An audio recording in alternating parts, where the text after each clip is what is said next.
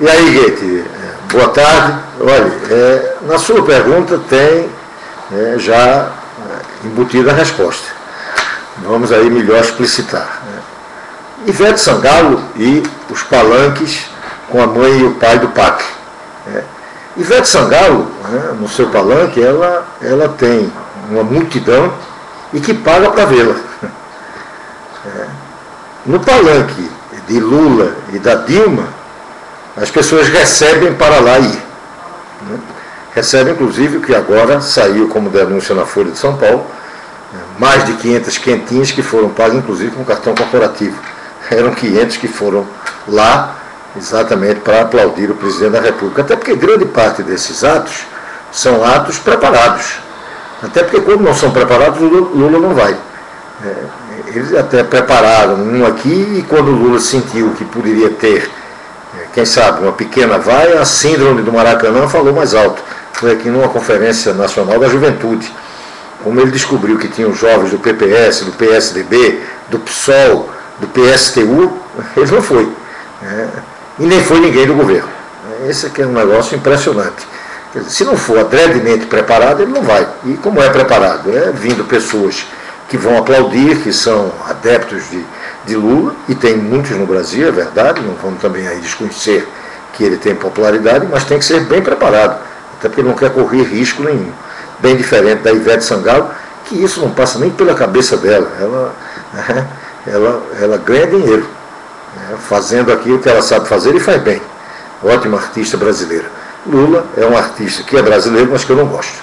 Não faz o meu gênero, e nunca fez. Mesmo quando eu votava nele, quando o PPS votava em Lula, mesmo quando eu, candidato a presidente da República pelo PCB, e o PCB votou nele lá no longínquo ano de 1989. Portanto, aí já há uma diferença desses dois palanques. E tem a diferença mais grave, é que esse palanque de Lula é montado com dinheiro público, até porque ele vai lá como se fosse um evento oficial, e ele dá essa característica num evento para lançamento de obras do PAC. E aí você já respondeu. Esse PAC é uma irrelevância, isso daí é uma enrolação. Se nós analisarmos o que é que significa, por exemplo, os investimentos do país em relação ao PIB, nós vamos ver que continuamos naquela marca histórica, pelo menos de 20 anos, de relevantes 16%, 17% do PIB. O que nenhum país que pretenda crescimento, pretenda desenvolvimento, vai conseguir com esse tipo de investimento. O Brasil continua patinando. E o governo do presidente Luiz Inácio Lula da Silva não soube aproveitar um grande momento de um círculo virtuoso da economia mundial, que o Brasil só fez surfar, não aproveitou para que também construísse ele próprio a sua onda. Não, nós estamos ainda surfando. E daí o risco que estamos enfrentando de que a nossa economia começa a sofrer alguns efeitos de uma crise internacional e não temos aí muita visibilidade do que é que vamos fazer. O governo tem dificuldades, agora mesmo estamos sabendo essa notícia, acho que a Marina Silva já saiu. Ou seja, isso é sinal de conflito interno, até porque o governo não sabe o que fazer. Primeiro conflito sério do ponto de vista de condução pública, de economia, de condução e de gestão e administração pública da máquina do Estado, o governo começa a ter problemas. Porque antes não precisava ter, estava tudo um pouco o que chamam de céu de brigadeiro.